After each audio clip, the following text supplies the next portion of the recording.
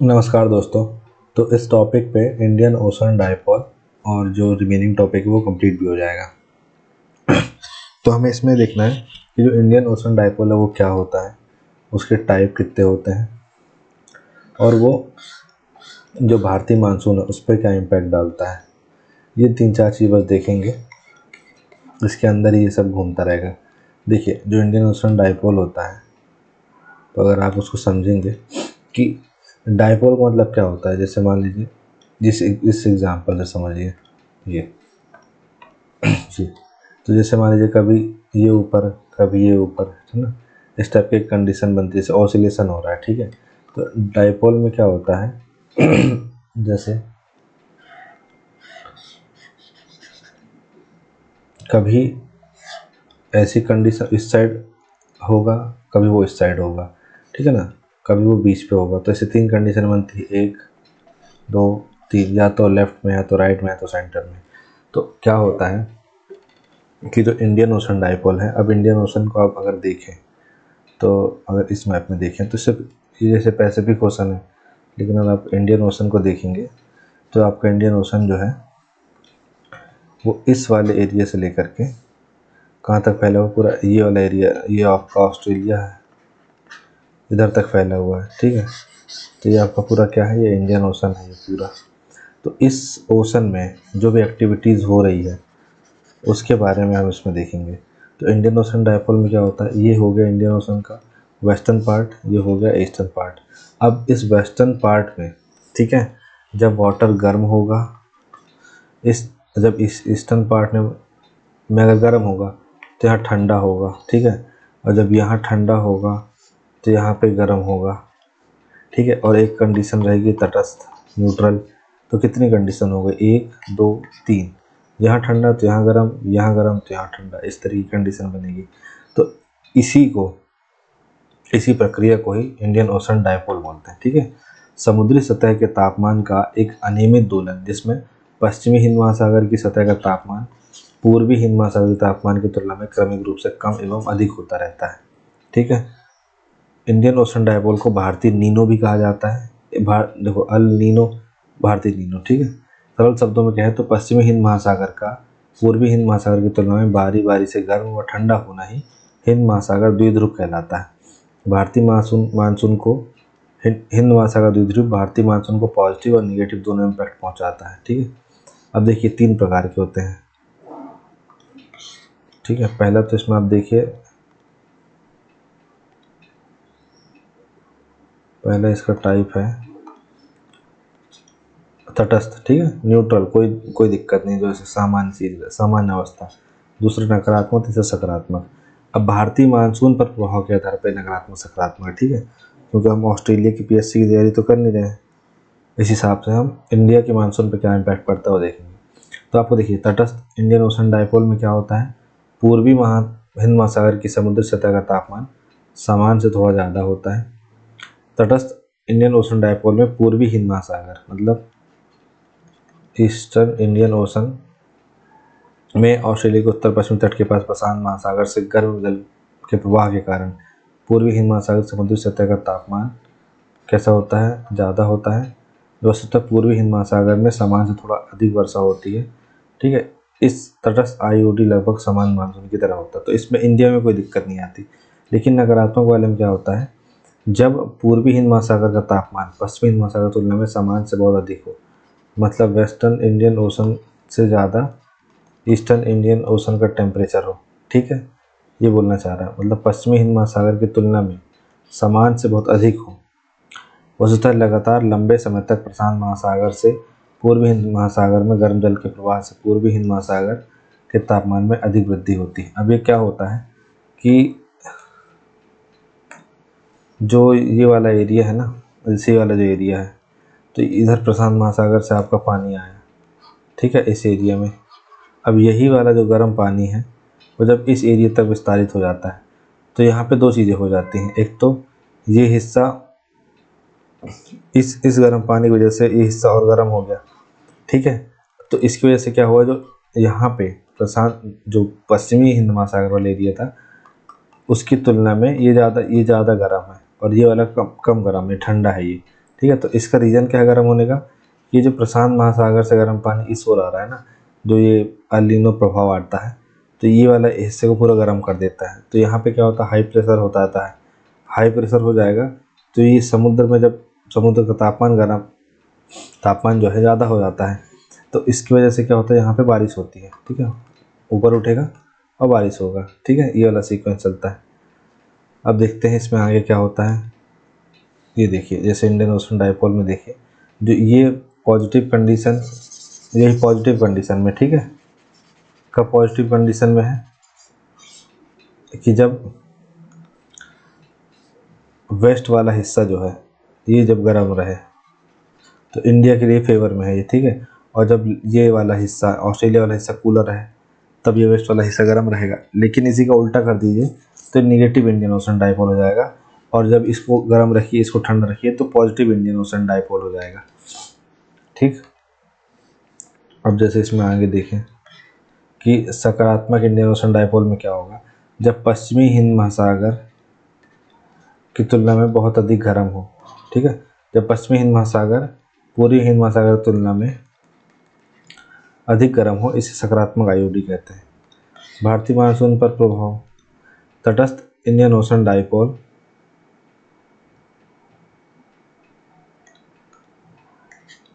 का प्रभाव लगभग नगण्य रहता है। इससे पूर्वी हिंद महासागर व ऑस्ट्रेलिया का उत्तर पश्चिमी भाग थोड़ी अधिक वर्षा प्राप्त करता है। फिर नकारात्मक इंडियन ओशन डाइपोल में क्या होता है कि भारतीय मानसून कमज़ोर पड़ जाता है, वर्षा की तीव्रता में कमी आती है।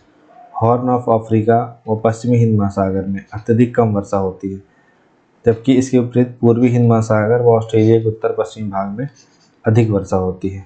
इसके कारण भारत में सूखे की स्थिति उत्पन्न होती है। इसके बाद आप देखिए सकारात्मक आईओडी में क्या होता है, भारतीय उपमहाद्वीप व पश्चिमी हिंद महासागर अपेक्षाकृत अधिक वर्षा प्राप्त करता है। ठीक, सकारात्मक आईओडी में जहां भारतीय उपमहाद्वीप पश्चिमी हिंद महासागर से औसत से अधिक वर्षा प्राप्त करता है, वहीं उत्तर पश्चिमी ऑस्ट्रेलिया व पूर्वी हिंद महासागर औसत से कम वर्षा प्राप्त करते हैं और ऑस्ट्रेलिया में सूखे की स्थिति आ जाती है। ठीक है, तो ये आपका इंडियन ओशन डाइपोल हो गया। ठीक है, इसमें आपको याद रखना है कि इंडियन बेसिक से आपको याद रखना है कि जो इंडियन ओशन है ना, उसमें क्या हो रहा है, कहीं वेस्टर्न पार्ट गर्म हो रहा है, कभी ईस्टर्न पार्ट गर्म हो रहा है। वेस्टर्न पार्ट गर्म होगा तो क्या होगा, ईस्टर्न पार्ट गर्म होगा तो क्या होगा, बस आपको इतने में ही रहना है, ज़्यादा इसकी आपको पॉलिटिक्स में नहीं लगना है, कब हाथ पे क्या प्रभाव पड़ता है, और आपको मैप बना देना है, बस हो गया। ना भी कॉम्प्लेक्सिटी में जाएंगे तो बहुत ज़्यादा, और यहाँ पे हम कॉन्सेप्ट क्लियर नहीं कर रहे हैं, बस हमारे एग्जाम पॉइंट ऑफ व्यू से जो प्रश्न आ सकता है उसको डील कैसे कर सकते हैं आसानी से, बस वो देख रहे हैं। अब सदन ओसिलेशन क्या होता है, ये देखिए सदन ओसिलेशन।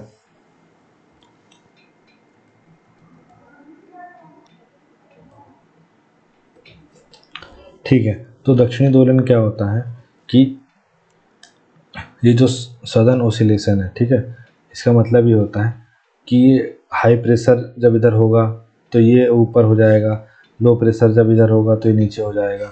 तो इसमें समझना है कि है क्या एक्चुअली में। ठीक है, और इससे क्वेश्चन किस टाइप से बनता है बेसिकली वो समझना है, आपको ज़्यादा इसकी टेक्निकलिटी में नहीं उलझना है। ठीक है, तो देखिए क्या होता है, दक्षिणी दोलन जो है, एक बार मैं इसको पढ़ देता हूँ। दक्षिणी दोलन उष्णकटिबंधीय पूर्वी प्रशांत और पूर्वी भारतीय महासागरों के बीच सतही वायु दाब को स्थानांतरित करने को संदर्भित करता है। मतलब जो दक्षिणी दोलन होता है वो आपका, अगर यहाँ प्रशांत महासागर, हाँ जैसे देखिए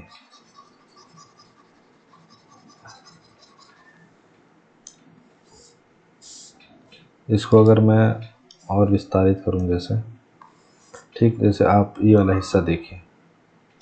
ठीक है, अभी आप यहाँ सब भूल जाइएगा, ये जो बना है सब भूल जाइए आप। ठीक है, आप इसमें देखिए कि जब उष्णकटिबंधीय प्रशांत महासागर के पश्चिमी और पूर्वी किनारों के बीच, तो उष्णकटिबंधीय, ये प्रशांत महासागर हो गया। ठीक है, अब उष्णकटिबंधीय की बात कर रहा है, तो मतलब जो कि 0 डिग्री से आपका 23 डिग्री के आसपास होंगे, ये वाला एरिया हो गया। अब इसमें क्या बोल रहा है कि पश्चिमी और पूर्वी किनारे, तो ये प्रशांत महासागर है। ठीक है, इसका वेस्टर्न पार्ट क्या होगा, ये, इसका ईस्टर्न पार्ट क्या होगा, ये। तो इन दोनों के बीच में जो वायु दाब में बड़े पैमाने पर बदलाव हो रहा है, एयर प्रेशर में, एयर प्रेशर मतलब कि कभी हाई प्रेशर हो रहा है, कभी लो प्रेशर हो रहा है, ठीक है। और हाई प्रेशर लो प्रेशर होगा तापमान की वजह से, ठीक है। इस चीज़ के बारे में जो अध्ययन होता है वो कहलाता है सदर्न ओसिलेशन, ठीक है। यह एल नीनो जलवायु पैटर्न का हिस्सा है। क्या होता है, जैसे एल नीनो है, तो एल नीनो में क्या होता है, हमें देखते हैं कि इस एरिया का क्या होता है, टेम्परेचर इंक्रीज हो जाता है। तो ऑब्वियस सी बात है, यहाँ पे टेम्परेचर इंक्रीज हो जाएगा तो ये जो पानी होगा, ठीक है, ये वाष्प बन के उड़ने लग जाएगा। तो जैसे ही वाष्प बन के उड़ेगा ये, तो यहाँ पे कैसी स्थिति हो जाएगी, यहाँ से पूरा पूरा पानी इस ओर आने लग जाएगा, ठीक है, क्योंकि यहाँ का पानी वेपर बन के यहाँ ऊपर उड़ रहा है। फिर इधर की ओर जाएगा और इधर जा कर के वर्षा कराएगा, फिर ये ऐसा चक्र चलता जाएगा। तो इसमें ये कहना चाह रहा है कि जो अल नीनो होता है ना, तो अल नीनो के अंदर में ही ये जो सदर्न ओसिलेशन की एक्टिविटी वो होती है। जैसे कि जब अल नीनो होगा तो यही हाई प्रेशर, यहाँ पे कैसी स्थिति हुई, यहाँ पे पूरा पानी गर्म हो गया, टेम्परेचर हाई हो गया, तो ये वाष्पीकृत होगा, ठीक है। वाष्पीकृत होगा तो ऊपर उठेगा, फिर ऊपर उठेगा तो यहाँ पे जगह खाली होगी, तो यहाँ से पानी भरने के लिए आएगा। अच्छा, ये जो ऊपर हुआ है ये वॉकर सेल जो हमारा होता है, ठीक है, वॉकर परिसंचरण जो होता है उसके थ्रू ये ऊपर उठेगा, फिर वो इस ओर जाएगा, फिर यहाँ नीचे गिरेगा ठंडा होकर के, तो फिर यहाँ नीचे गिरेगा, ठीक है। तो यहाँ पे कैसी स्थिति बन गई, हाई प्रेशर की। और यहाँ पे उठ गया था पानी, यहाँ पे जो टेम्परेचर हाई हो गया था और जो यहाँ पे वाष्पीकरण हुआ, इससे पानी ऊपर उठ गया, तो यहाँ पे हाई प्रेशर था, यहाँ पे लो प्रेशर था, तो इस ओर आएगा, फिर ये पूरा चक्र चलता जाएगा, ठीक है आपका। तो इस हिसाब से इसको हमें ऐसे देखना है कि जब यहाँ पे पानी हाई प्रेशर बन जाएगा, तो यहाँ पे पानी कैसा होगा, ठंडा होगा, यहाँ पे कैसा होगा, गर्म होगा। तो यही जो ठंडा गरम हो रहा है ना, इसी के बारे में अध्ययन जो है ये सदर्न ओसिलेशन है। तो अब देखिए, दक्षिणी दोलन उष्णकटिबंधीय पूर्वी प्रशांत, आप समझ गए, पूर्वी प्रशांत वाला हिस्सा मतलब कि पेरू वाला हिस्सा, और पूर्वी भारतीय महासागरों के बीच सतही वायु दबाव को स्थानांतरित करने को संदर्भित करता है। पूर्वी भारतीय महासागर का मतलब ये हो गया कि ये जो हिस्सा हम देख रहे थे ना, ये वाला हिस्सा, ठीक है। तो ये इम्पैक्ट यहाँ था, अब हवा को थोड़ी ना पता है कि अब यहाँ हिंद महासागर लग गया तो इधर नहीं जाऊँगी मैं, वो तो अगर इसका प्रसार यहाँ तक पहुँच गया तो यहाँ तक पहुँच जाएगी। तो ये पूरा एरिया इसमें कवर अप हो जाता है, तो पूर्वी भारतीय हिंद महासागर भी आ जाता है इसमें। साथ ही सदर्न ओसिलेशन से जुड़ी एक महत्वपूर्ण विशेषता अल नीनो है, ठीक है। मतलब अल नीनो के अंडर में ही सब होते हैं। फिर पेरू तट के पास 2 से 5 साल में पेरू धारा के स्थान पर एक गर्म समुद्री धारा बहती है। दबाव की स्थिति में बदलाव अल नीनो से जुड़ा है, इसलिए इस घटना को इनसो भी कहा जाता है। तो आप इसको हटा दीजिए। अब आपको बस ये देखना है कि जो ये जो दोलन है, ठीक है, इसके बारे में आपको ये देखना है। पहले तो आपको एक मैप बनाना है, ठीक है। फिर मैप जो आपने मैप बनाया उसमें आपको ये डिस्क्राइब करना है, यहाँ पे लो प्रेशर, हाई प्रेशर, ठीक है। साथ ही इसमें क्या होता है, जो अगर मैं आपको और बताऊं इसमें क्या होता है मैप के थ्रू ही,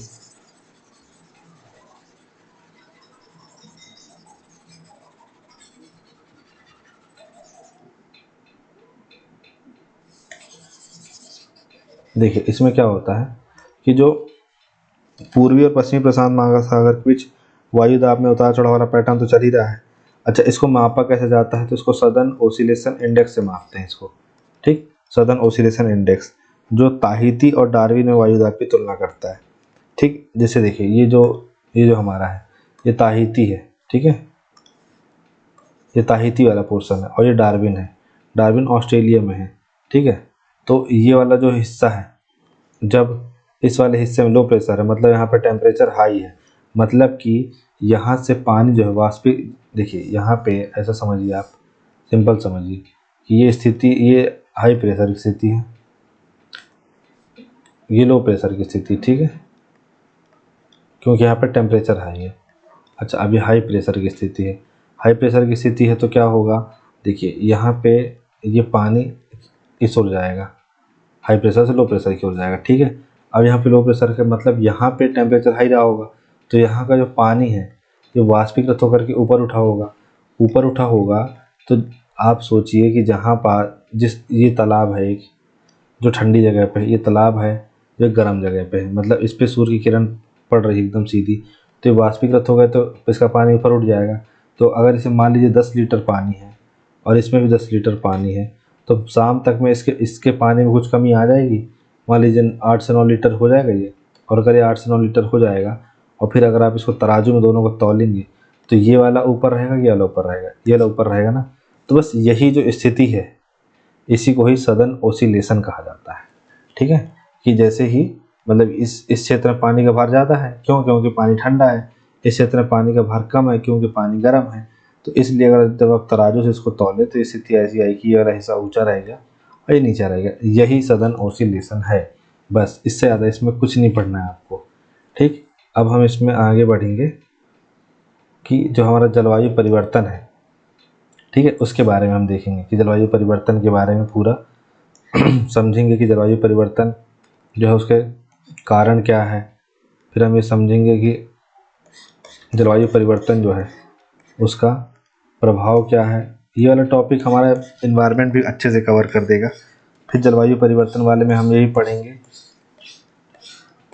कि प्रयास क्या किए जा रहे हैं, मतलब सरकार क्या प्रयास कर रही है विश्व की, और जो भारत है उसकी सरकार क्या प्रयास कर रही है। तो ये तमाम चीज़ें हम देखेंगे और इससे हमारा ये वाला टॉपिक जो है पूरा ख़त्म हो जाएगा। तो हमारी यूनिट 1 पूरी ख़त्म हो जाएगी। ठीक है, अब देखते हैं हम जो क्लाइमेट चेंज है वो क्या है। वैसे मैंने आपको कल बताया था कि आपको मौसम वर्सेस क्लाइमेट में अंतर पता ही होगा। ठीक है, अब यहाँ पे हम क्लास तो नहीं ले रहे हैं कि हम यहाँ पे वो कर रहे हैं कि भाई ये आपको मैं टॉपिक पूरा समझा रहा हूँ। यहाँ पे बस हम ये बता रहे हैं कि ये जो क्लाइमेट चेंज है इससे आपको कैसे क्वेश्चन आ सकता है और क्या कैसे आपको इसको हैंडल करना है। तो जलवायु परिवर्तन क्या होता है, परिभाषा लिखिए सबसे पहले। तो वैश्विक या क्षेत्रीय जलवायु पैटर्न में दीर्घकालिक परिवर्तनों से इसका लेना देना है, जो मुख्य रूप से जीवाश्म ईंधन जलाने, वनों की कटाई, औद्योगिक प्रक्रियाओं जैसी मानवीय गतिविधियों के कारण होता है। ठीक है, आपको इसकी परिभाषा देनी है। इसके बाद आपको इसके कारण बताने हैं। अब कारण में देखिए 2 तरीके कर सकते हैं। अगर आपको ज़्यादा चिरान नहीं पालना है ना तो आप सीधे सीधे क्या करिए, आप पॉइंट डालिए और उसको निपटाते जाइए। लेकिन अगर आपको बहुत वो करना है, जैसे क्लासीफाई करना है, आपको थोड़ा सा समय है, तो आप इसको सोशल, इकोनॉमिकल, पॉलिटिकल, जोग्राफिकल, ठीक है, रिलीजियस, इन सब में बांट दीजिए। ठीक है, और क्लासीफाई कर दीजिए। तो वो भी आप कर सकते हैं, but it's up to you. तो जैसे अगर मैं इधर दे दिया आपको जीवाश्म ईंधन जलाना, ये आपकी इकोनॉमिकल एक्टिविटी वाली चीज़ है, तो आप इसको खुद से भी बांट सकते हैं कि ठीक है आपको इसको कैसे बांटना है। तो देखिए, जीवाश्म ईंधन जलाना, ठीक है, जीवाश्म ईंधन जलाना ऊर्जा उत्पादन के लिए। ठीक है, आप जैसे क्या कर रहे हैं, हम एनर्जी प्रोडक्शन जो पूरा कोयले से एनर्जी बन रही है जो, तो उसमें जीवाश्म ईंधन जल रहा है। ठीक है, आपका ट्रांसपोर्टेशन हो रहा है, आप एक जगह से दूसरी जगह ऑफिस जा रहे हैं, ठीक है, या आप अपने कहीं भी जा रहे हैं तो उससे हो रहा है। फिर इंडस्ट्रियल प्रोसेस के लिए जो कोयला, तेल, प्राकृतिक गैस, ये जैसे जीवाश्म ईंधन के दहन से वायुमंडल में बड़ी मात्रा में CO2 निकलता है। ठीक है, तो जीवाश्म ईंधन जल रहा है।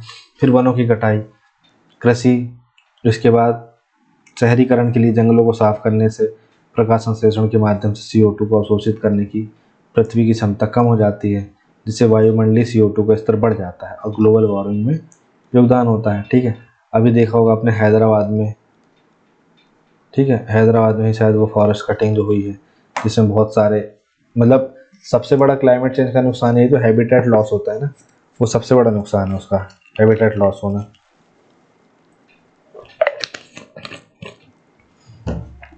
आपकी नौकरी चली जाएगी तो आप नई नौकरी जा सकते हैं, कंपैरेटिवली पहले वाले से कम उसमें से आपको अपॉर्चुनिटी होगी या कम उसमें पैसा मिल रहा होगा, लेकिन ला सकते हैं।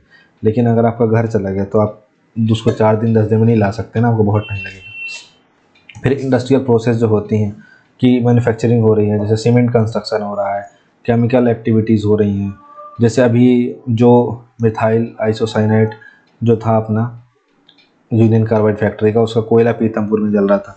तो क्यों लोग उससे गुस्सा मना रहे थे, क्योंकि वहाँ पे हो सकता है उसका कुछ रिएक्शन हो जाए, या हो सकता है कि उससे जो हीट जनरेट होगी उससे प्रॉब्लम होगी, ये सब चीज़ें। फिर मीथेन, नाइट्रस ऑक्साइड, इन सबको वायुमंडल में छोड़ा जाता है इंडस्ट्रियल प्रोसेस से।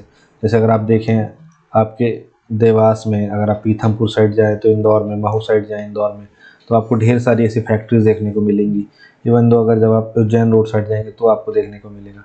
तो ये सब क्या छोड़ रही हैं वायुमंडल में, ग्रीन हाउस गैसेस छोड़ रही हैं, मीथेन, नाइट्रस ऑक्साइड, ये सब चीज़ें। फिर एग्रीकल्चरल प्रोसेस, ठीक है, इंटेंसिव फार्मिंग, पशुधन खेती, चावल की खेती से मीथेन और नाइट्रस ऑक्साइड उत्सर्जन होता है जो वातावरण में ग्रीन हाउस गैस कॉन्सेंट्रेशन को बढ़ाते हैं। फिर जो लैंड यूज है उसमें चेंजेस हैं, जैसे जंगलों, घास के मैदानों, ठीक है, आर्द्र भूमियों, ऐसे प्राकृतिक आवासों को कृषि या शहरी क्षेत्रों में बदलने से कार्बन सिंक, जैव विविधता में कमी आती है। मतलब इंसान पेड़ काट के पहले घर बनाएगा, ठीक है, यहाँ जंगल था, इसको काटा, फिर यहाँ घर बनाया, और फिर यहाँ पे गार्डनिंग करके अपने आप को बड़ा नेचर लवर की बात करेगा, ठीक है। तो ये चीज़ें हो रही हैं। फिर अपशिष्ट प्रबंधन, अनुचित अपशिष्ट निपटान, लैंड फिलिंग से कार्बनिक पदार्थों के विघटन से मीथेन उत्सर्जन हो रहा है जो वातावरण में ग्रीन हाउस गैस का कॉन्सेंट्रेशन बढ़ा रहा है। फिर शहरीकरण, इंडस्ट्रियलाइजेशन और शहरीकरण, ठीक है। फिर जीवाश्म ईंधन, फिर इसके बाद उपभोक्तावाद और अति उपभोग। उपभोक्तावाद देखिए, इंसान की जो डिजायर्स है, इंसान की जो नीड्स है, उसकी तो लिमिट है नहीं ना। तो जैसे मान लीजिए कि अभी जैसे कारें हैं इतनी, मतलब एक घर में 5 लोग हैं तो 3 कारें ले रखी हैं, ठीक है। एक कार में 5 लोग बैठ सकते हैं, लेकिन 3 कारें ले रखी हैं, उससे ज़्यादा एमिशन हो रहा है, ठीक है। इसके बाद फिर आदमी 4 साल 3 साल के अंदर कारें बदल लेता है, ठीक है, उससे एमिशन हो रहा है। अब कोई कह सकता है कि इंडिया में इतनी बड़ी पॉपुलेशन है और सबके पास ऐसा नहीं है, लेकिन एक एवरेज जब निकल के आता है तो वो तो जैसे जो पॉल्यूशन नहीं फैला रहा है, और जो पॉल्यूशन नहीं फैला रहा है उसका तो चलिए ठीक है, लेकिन जो फैला रहा है वो इतनी मात्रा में फैला रहा है कि इस नहीं फैलाने वाले से तो कोई दिक्कत ही नहीं है, फिर तो इस मात्रा में ये फैला रहा है। तो ये सब इसके हमने कारण डिस्कस किए कि ये सब प्रभाव होते हैं, किसके प्रभाव होते हैं, ये सब कारण होते हैं क्लाइमेट चेंज के। अब देखिए, क्लाइमेट चेंज में सबसे मेन चीज़ आप याद रखिए कि इसमें होता क्या क्या है। इसमें आपकी 2 चीज़ें होगी, पहला तो आपका ग्लोबल वार्मिंग होगा, ठीक है। अब इस ग्लोबल वार्मिंग की वजह से क्या होगा, अब हम आगे देख लेते हैं ना प्रभाव में, ठीक है।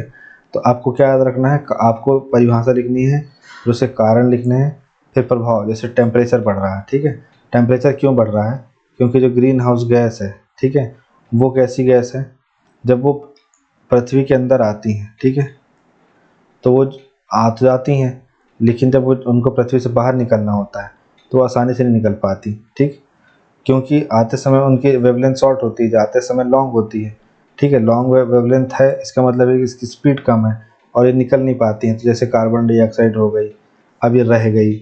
जैसे आप देखिए, कभी कभी आप इसको ऐसे सिंपल से समझिए, अगर आपके घर में कार है तो जैसे अभी गर्मी का मौसम चल रहा हो, धूप में खड़ी होगी, ठीक है, तो आप देखिए कि जब आप अपनी कार के अंदर बैठेंगे दरवाज़ा खोल के, तो आप पाएंगे कि अंदर जो है, ठीक है, इतनी ज़्यादा गर्मी है, इतनी ज़्यादा हीट है। क्यों है वो, इसलिए है कि आपने पूरे पूरे कांच बनते, ठीक है, और वो हीट अंदर आई, और जब वो हीट वो अंदर आई तो वो आ तो गई, लेकिन उसको निकलने की जगह नहीं मिल पाई, और निकलने की जगह नहीं मिल पाई, इस वजह से वो अंदर का पूरा टेम्परेचर इतना ज़्यादा बढ़ गया कि जैसे आप अंदर घुसे तो आपको एक भट्टी जैसा महसूस हुआ उसमें। तो यही सेम रीज़न पृथ्वी के साथ है हमारे, कि जो गैसेस हैं, ठीक है, वो मतलब अंदर तो आ जाती हैं, अब वो अंतरिक्ष से मतलब वायुमंडल के अंदर तो प्रवेश कर जाती हैं, पर वायुमंडल से जब बाहर जाना होता है तो जा नहीं पाती हैं, और जब वो जा नहीं पाती वायुमंडल से बाहर, तो फिर वो इसका तापमान बढ़ाती हैं, और तापमान बढ़ाती हैं तो उससे फिर क्या होता है कि उससे फिर मनुष्य पर, प्रकृति पर, सब पर प्रभाव पड़ता है। तो वैश्विक तापमान में वृद्धि से लू, गर्मी से संबंधित बीमारियाँ, गर्मी का तनाव बढ़ जाना, मानव स्वास्थ्य, कृषि उत्पादकता, पारिस्थितिकी तंत्र प्रभावित हो रहे हैं, ठीक है। फिर चरम मौसम घटनाएं होती हैं, जैसे तूफान, बाढ़, सूखा, ऐसी चरम मौसम घटनाएं आएंगी। फिर बुनियादी ढांचे को नुकसान होगा, आबादी विस्थापित होगी, जीवन और आजीविका का नुकसान होता है, ठीक है। अब जैसे देखिए, जिनकी स्थिति अच्छी है वो तो ठीक है, घर में रह के वर्क फ्रॉम होम कर रहे हैं, लेकिन अब जिनकी स्थिति नहीं है, जो मजदूर हैं, जो फैक्ट्रियों में काम कर रहे हैं, जो बड़ी बड़ी बिल्डिंगों में काम कर रहे हैं, जो कंस्ट्रक्शन बिल्डिंग में काम कर रहे हैं, तो आप देखिए उनकी क्या स्थिति है। मतलब वो डिहाइड्रेटेड हैं, खा भी नहीं रहे हैं, और फिर वो उस परिस्थिति में काम कर रहे हैं 42-43 डिग्री सेल्सियस टेम्परेचर में, तो उनके उनके स्वास्थ्य पे क्या असर पड़ता होगा।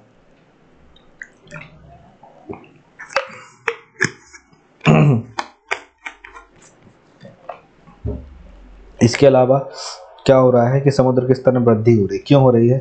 जैसे ग्लेशियर पिघला, ठीक है, ग्लेशियर पिघला तो जो नदी है उसमें पानी बढ़ेगा, ठीक है, क्योंकि नदियों का मुख्य सोर्स तो ग्लेशियर ही है। अच्छा, अब कुछ जगहों पे, और इसके बाद जब नदी का पानी कहाँ जाता है? समुद्र में जाता है, इससे समुद्र स्तर बढ़ रहा है। दूसरा, जो ग्लेशियर हैं, जैसे आर्कटिक साइड में ग्लेशियर हैं, ठीक है, या अंटार्कटिका साइड में जो ग्लेशियर है, अब इनका जब पानी पिघलेगा तो सीधे समुद्र में जाके मिल रहा है। तो ये एक कारण है, बर्फ़ की चोटियाँ ग्लेशियर पिघलने से। फिर वर्षा पैटर्न में परिवर्तन, वर्षा की तीव्रता, मतलब ऐसा होगा कि वर्षा बहुत ज़्यादा हो रही है, ठीक है, उसकी आवृत्ति बढ़ गई है, एक साल में 4-5 बार होने लगी है। वितरण में उसके परिवर्तन हो जाएगा। कृषि, पानी की उपलब्धता और मीठे पानी की पारिस्थितिकी तंत्र पर प्रभाव पड़ेगा। कुछ क्षेत्रों में सूखा और पानी की कमी हो जाएगी और अन्य क्षेत्रों में बाढ़ आएगी। मतलब जहाँ सूखा था वहाँ हो सकता है बाढ़ आ जाए, और जहाँ बाढ़ आती थी वहाँ हो सकता है सूखा पड़ जाए। तो ये सब इसके जलवायु परिवर्तन में होते हैं। फिर महासागर का अम्लीकरण, वायुमंडलीय कार्बन डाइऑक्साइड के स्तर में वृद्धि से समुद्र का अम्लीकरण होता है,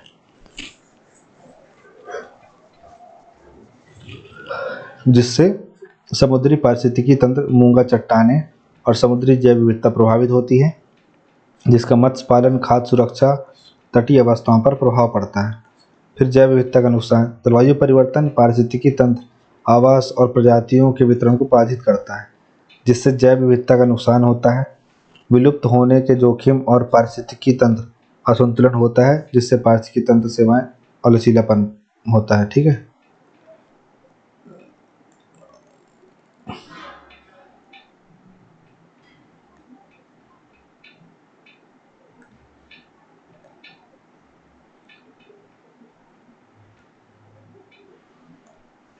फिर इसके बाद आप देखिए अगला कि पानी की कमी होती है, ठीक है, scarcity of water, Varsha pattern में बदलाव हो रहा है, वाष्पीकरण, टेम्परेचर बढ़ेगा तो वाष्पीकरण दर भी बढ़ेगी, लेकिन जहाँ वाष्पीकरण होगा वहाँ पानी थोड़ी ना गिरेगा, दूर जाके पानी गिर रहा है।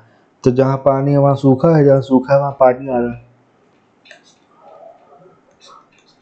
कृषि, पेयजल आपूर्ति, स्वच्छता, ये सब प्रभावित हो रहा है, विशेष रूप से जल तनावग्रस्त क्षेत्रों में। खाद्य सुरक्षा, ठीक है, अब इससे क्या होगा कि जब पानी की कमी होगी, ठीक है, तो गर्मी गर्मी बढ़ेगी, पानी कमी होगी, कीट, बीमारियाँ, चरम मौसम घटनाएं होंगी। तो ऐसे में पैदावार कैसे होगी? प्रोडक्टिविटी घटेगी, खाद्य उत्पादन जो है प्रणालियों को प्रभावित करेगा, भोजन कमी होगी, कुपोषण, खाद्य मूल्य में अस्थिरता आएगी, ये सब चीज़ें होंगी।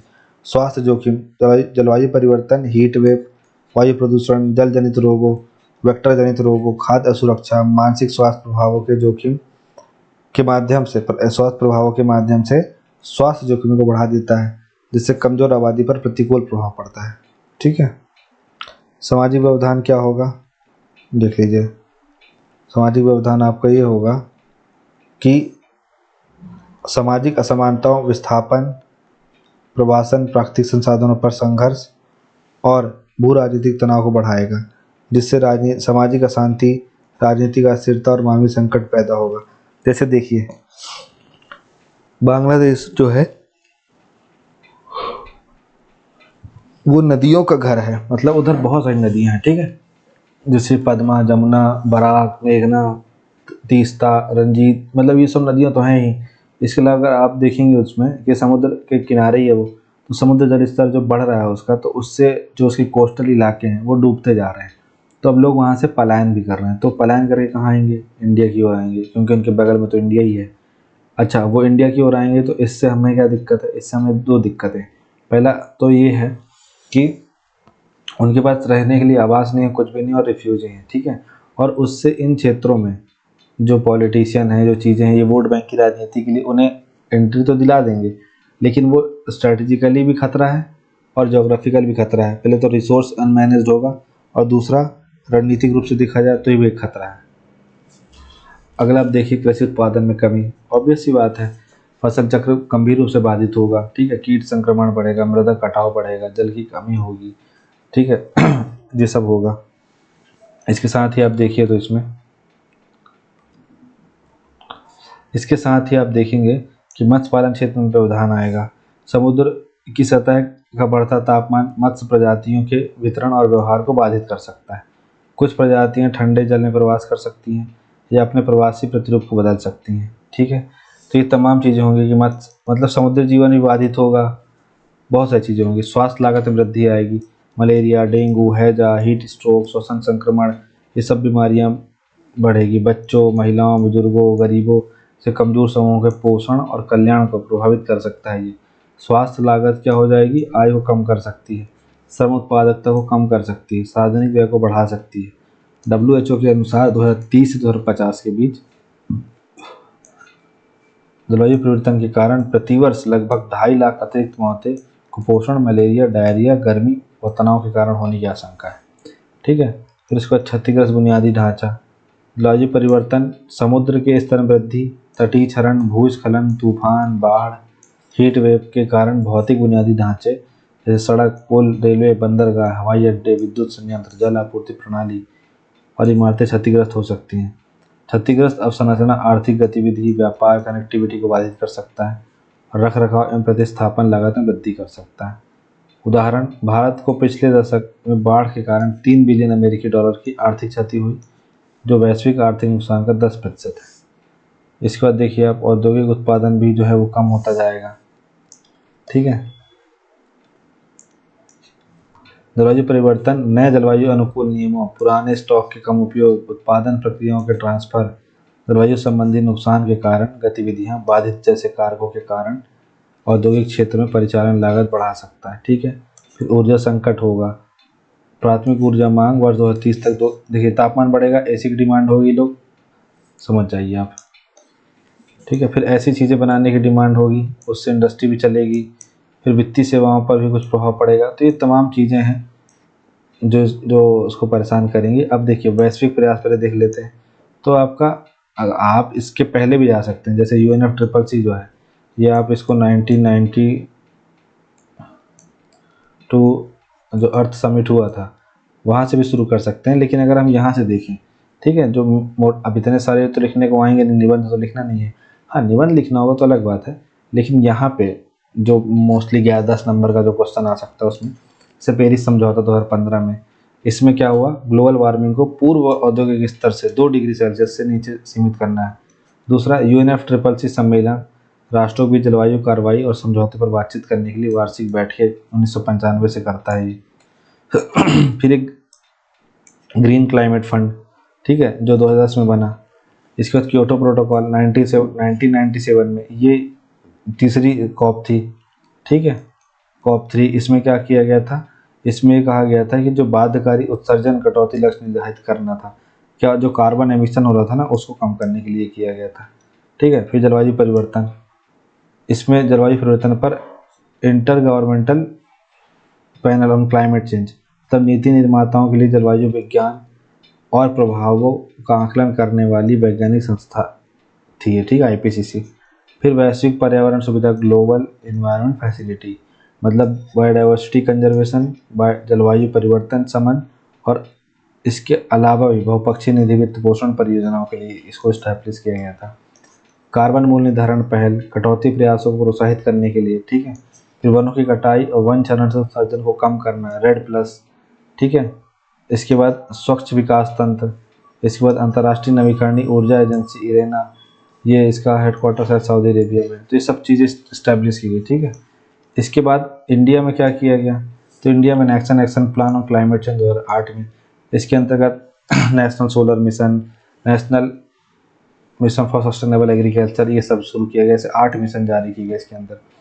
फिर इंटरनेशनल सोलर अलायंस 2015 में, ये इसी पेरिस समझौते के तहत ही आया और इंडिया इसका जो है गुरुग्राम में हेडक्वार्टर बना।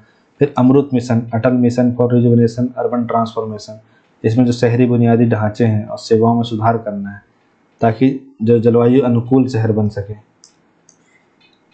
ठीक है, इसके बाद आप देखिए कि प्रधानमंत्री कुसुम किसान ऊर्जा सुरक्षा एवं उत्थान महाअभियान, इसमें सौर ऊर्जा अपनाने को बढ़ावा देने वाली योजना है, 2018 में शुरू हुई। फिर national climate action national clean air programme, इसमें क्या था, वायु प्रदूषण के स्तर को कम करने का लक्ष्य था 2019 में, इसको लॉन्च किया गया था। फिर FAME, faster adoptability of and mobility of electric vehicle. ठीक है, तो मैन्युफैक्चरिंग ऑफ इलेक्ट्रिक व्हीकल, तो इसमें क्या था कि वाहन उत्सर्जन को कार्बन उत्सर्जन जो है उसको कम करने के लिए इलेक्ट्रिक वाहनों को अपनाने के लिए प्रोत्साहित करना। तो 2015 में लॉन्च किया गया था। फेम 3 तक शायद आ चुका है। फिर उन्नत ऊर्जा दक्षता के लिए राष्ट्रीय मिशन, सभी क्षेत्रों में ऊर्जा दक्षता उपायों को बढ़ावा देने वाला कार्यक्रम है ये। फिर स्वच्छ भारत अभियान, स्वच्छ भारत अभियान के तहत जलवायु परिवर्तन पर, जैसे देखिए खुले में शौच होता था तो मीथेन एमिशन होता था, तो वो सब कम हुआ। फिर उसके बाद सतत इसमें जो कचरा इकट्ठा हो रहा है उससे भी बायोमास बन रहा है। तो बायोमास से ये हो रहा है कि जो हम फ्यूल जला रहे हैं उधर पे फॉसिल फ्यूल, वो जलाना कम हो रहा है बायोमास की वजह से। फिर national mission for sustainable agriculture 2014 में इसको शुरू किया गया। ये उसी नेशनल एक्शन प्लान और क्लाइमेट चेंज का पार्ट है। फिर स्मार्ट सिटी मिशन, ठीक है, सतत शहरी विकास, ताकि मतलब आने वाली पीढ़ियों के लिए कुछ संसाधन बचाया जा सके।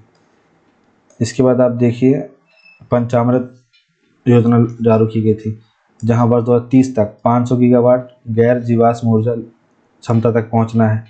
2030 तक अपनी ऊर्जा आवश्यकताओं का 50% रिन्यूएबल एनर्जी से लाना है। 2030 तक कुल अनुमानित कार्बन उत्सर्जन में 1 बिलियन टन की कमी करना है। वर्ष 2005 के स्तर की तुलना में वह 2030 तक कार्बन अर्थव्यवस्था में 45% की तीव्र गति कमी करना है। 2070 तक शुद्ध शून्य उत्सर्जन के लक्ष्य को प्राप्त करना है। तो ये आप याद रखिएगा। फिर ये और चीज़ें हैं, ये आप अपने स्तर पे देख लीजिएगा और इसमें आपको ईजिली समझ में आ जाएगा कि ये सब क्या है। ठीक है, तो thank you so much for watching this video and have a nice day. और हमारा यूनिट 1 ख़त्म होता है यहाँ पे।